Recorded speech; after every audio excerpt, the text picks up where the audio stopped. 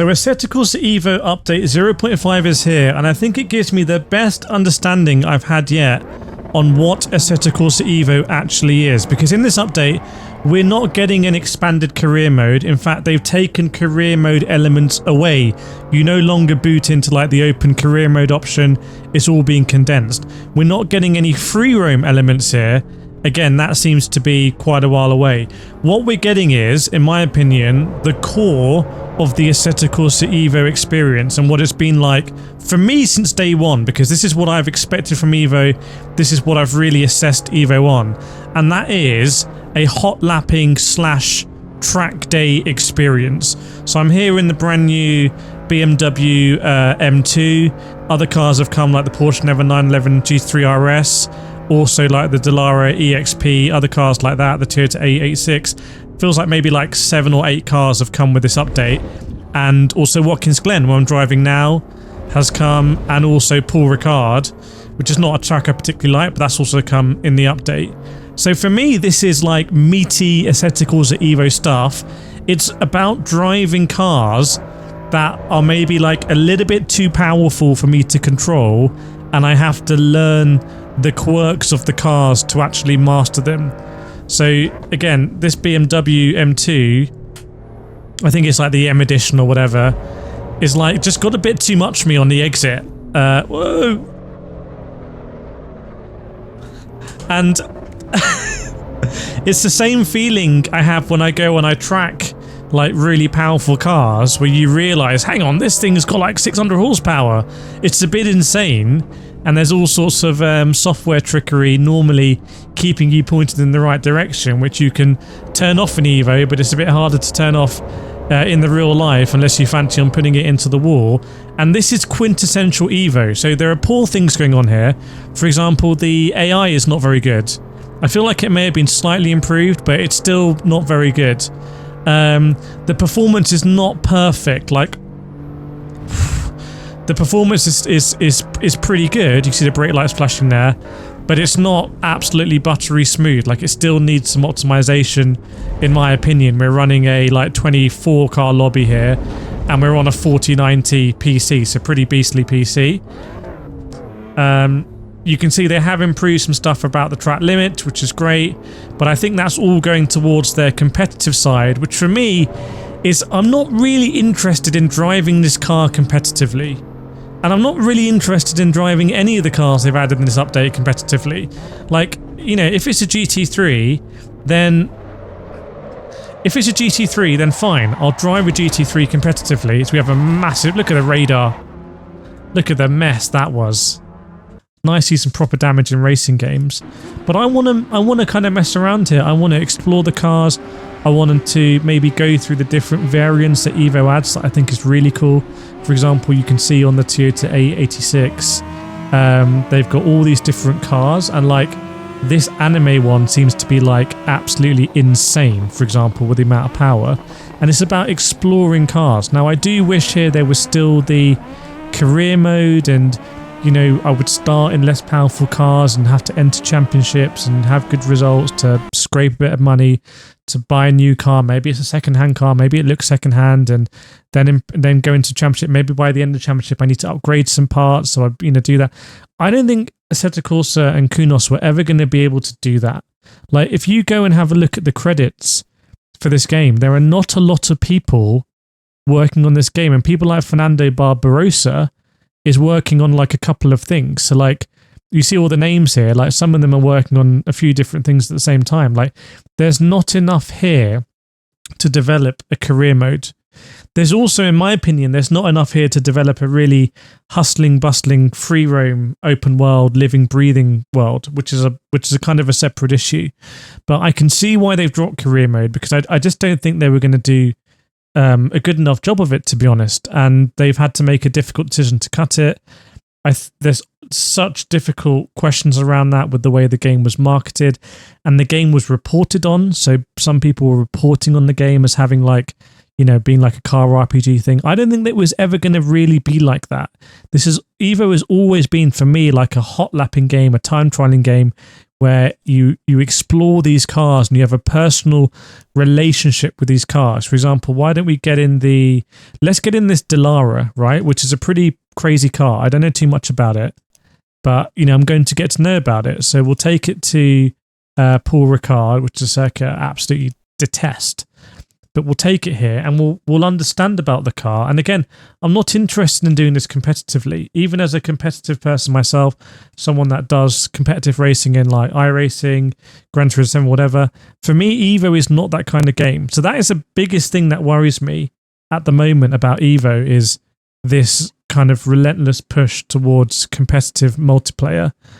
If you look at the multiplayer lobbies in Evo, what's most popular is actually these tourist lobbies at the Nordschleife, which I think is absolutely fantastic. I love that. I love the idea that people are getting acquainted with the Nordschleife through sim racing in a way that actually relates to real life, because the way most of us are actually going to experience Nordschleife in real life is taking our car there, or like renting a car to drive there. We're not going to become GT3 racing drivers or whatnot. So again here, I'd be really interested to take this car to the Nordschleife and understand how it handles, what the quirks of it are. Whoa, my God. But, racing against AI is not a strong point in Evo, and it doesn't bother me that much. And the multiplayer still is you go to the daily race portal and it minimizes the game and takes it to a browser. That's clearly not a frictionless way to do multiplayer racing. So the core of the game for me still is hot lapping, time trialing, feeling the cars, feeling the power of these cars, and being kind of like taken aback by it, being surprised by it, being like, whoa, okay, how am I going to control that? How am I going to take these corners? How am I going to ride these curbs? How am I going to control all that oversteer and exit? For me, that's exciting. And the graphics are fantastic. They always have been since day one. I don't think Evo gets enough praise for its graphics. And having that all baked in and not having to run mods, I think is a plus. Whoa.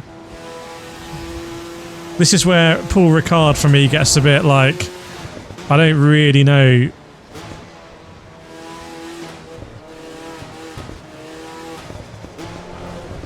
This is like utterly engrossing, I have to say. You could see there, like, the way I could just feel the limitation of the tyre's grip as I was turning and braking is very uncanny to the racing I've done in real life. Oh, yes.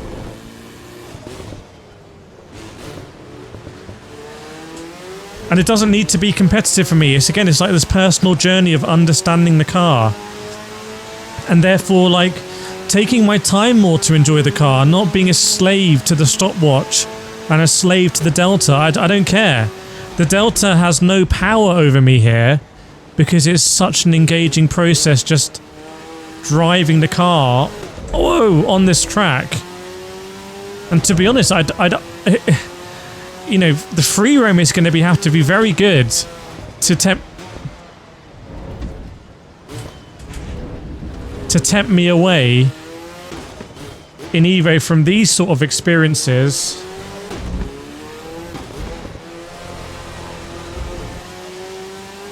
This car is utterly fantastic, by the way. This is really what Evo is about.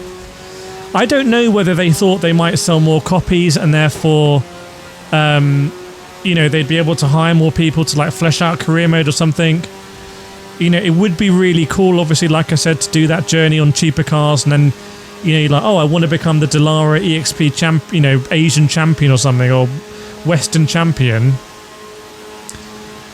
But ultimately, maybe that's not what Evo is about. And that's going to be bitterly disappointing to a lot of people who were marketed or hyped up, not necessarily even by Evo themselves, but by people who reported on it. I know that I felt like there was way too much hype about the free roam at the point of early access launch of Evo. I thought that was irresponsible, and I said it at the time, because people were going to buy a game that they probably expected free roam to be in there at launch or very soon after. And I felt like it was going to be a long, long way away. I didn't even feel like it was going to come out in 2025, which didn't. But I think as people generally understand that Evo is really about time trialing, hot lapping, track day, your relationship with the car on the circuit, hopefully things will become more aligned and there'll be less miscommunication. I should say that Evo did give me this early access version of 0.5, no strings attached, no payment, don't need to say anything or not say anything. They're just interested for my feedback, as a lot of the developers are, which is really cool. And I commend them. It was the same with Project Motor Racing. It's the same with Le Mans Ultimate. I commend all of them for that. But this is, you know, this is really engrossing, and I want to explore the limits of this car more. It looks great. It sounds great. Paul Ricard, terrible circuit, but looks great. Watkins Glen looked great as well. There's a great core game here, and I feel like what they've done in 0.5 is they've cut off stuff that they were not going to be able to deliver on. And at some point they needed to do that, and there may well be a reckoning with free roam in the future, because especially if, you know, they're going to do this one-to-one representation, you know, the roads around the Nordschleife are not designed to be raced on, almost deliberately so, for obvious reasons. So keeping those roads one-to-one, I think, is not necessarily going to be good game design. And I've said this before and I'll say it again. So, but yeah, great cars added to this update. 2 tracks, if you like Paul Ricard, you're happy. Paul Watkins Glen's a great track as well. It's a fun update, I think, that's returning Evo back to its roots. So let me know what you think in the comments. Do you feel betrayed? Do you have a better understanding of Evo? What do you want to see from Evo in the future? And what do you want to see me cover in Evo? And I'll see you in the next video.